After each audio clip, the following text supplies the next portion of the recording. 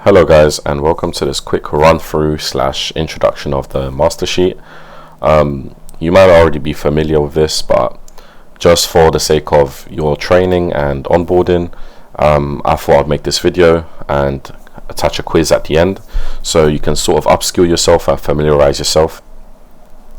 Jumping straight into it, the committee and hiring status. Now this is more meant for leadership slash HR, just to keep tabs on people and kind of see where the committee is in terms of graduation or when we have to hire people, and this is all automated. So let's say, for example, the current year was 2025. You'd see we have a lot more yellows and greens, and what this corresponds to is if it's in danger. So for example, in 2026 we can see red. All the reds are in danger of graduating, and these will have to be replaced as soon as possible. So hiring needs to be sort of urgent for these roles.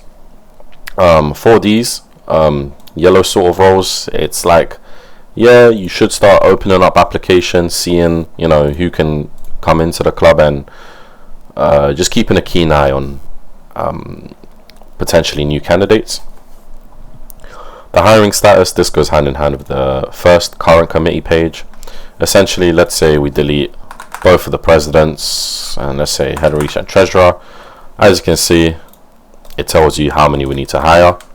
This works for the analysts and the corporate club functions. Moving on, this is the task overview.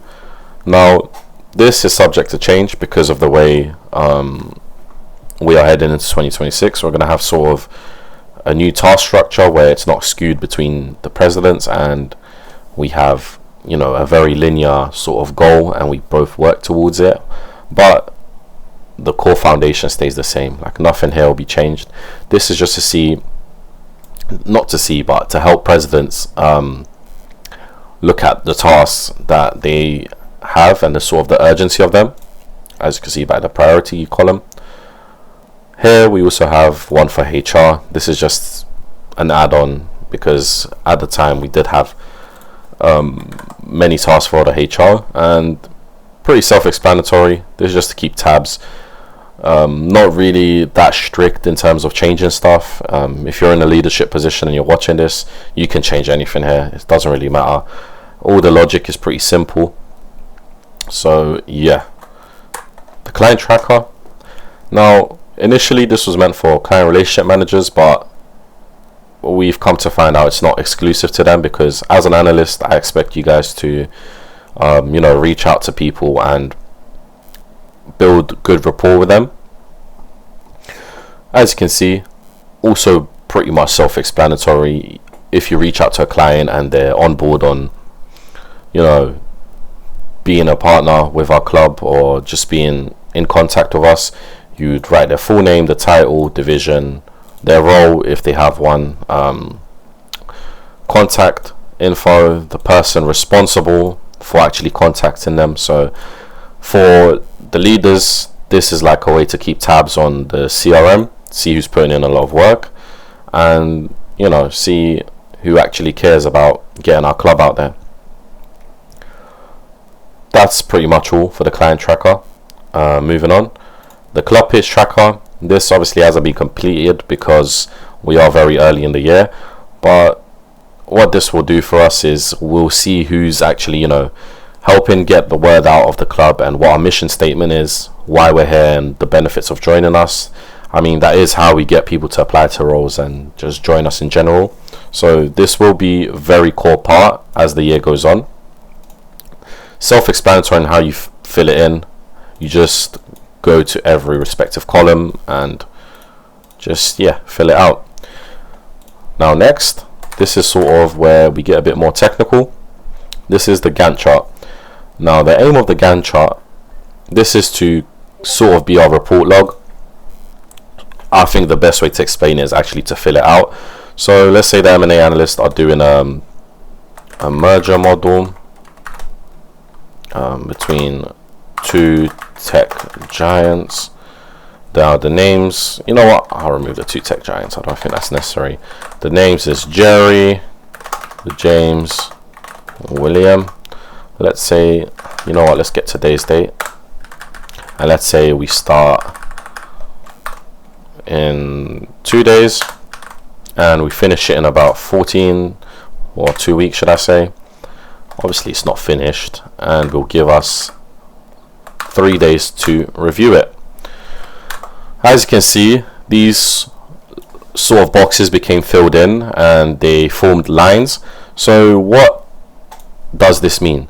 The blue line represents how long these people will be working on the report for.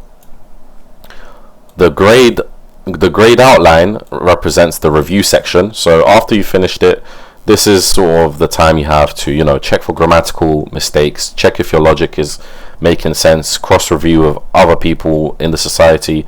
And the gold is, I made it gold because I think it's important. This is when we actually do post on LinkedIn and, you know, sort of finalize the report, make it published. You would then flick this to yes, and the whole thing will turn green. This is sort of an indicator of, you know, when we can post the other reports, because we don't want reports to overlap, and it's just to keep stuff tidy. And yeah, this is pretty neat. It wasn't really used much last year, but now we've got new people on board. I'm sure this will get used a lot when we're pushing out reports. And yeah, moving on to the Gantt chart newsletters. So follows the same sort of logic as this, but obviously this is for the newsletters. If you're not familiar, yes, the club does write newsletters, mainly the markets team, but it's not exclusive. People do get put in pairs, and from there you guys just, this is currently set to bi-weekly, so every 2 weeks you'd post a little market update, you know, updating our LinkedIn and using our format that will be provided. And yeah, this is just to keep tabs on people. Follows the same exact logic, but these are all predetermined just to make your life easier. So if you're in leadership or HR, this is going to be sort of your job as well to make sure all of these dates make sense and there's none overlapping. Report tracker, this goes hand in hand with the Gantt chart, because as you can see, at one point we will run out of space and we will have to delete it, but not to worry, you will just fill this out to immortalize it and make sure we have somewhere to go back on if we want to see what reports we've done, because we can't just count on the website. The website could go down and all of our reports that we've published on the website or LinkedIn, they could just disappear. So Excel was sort of our grounded staple point and revenue point, if I should say. I'll probably butcher that, but yeah, that's as far as that goes.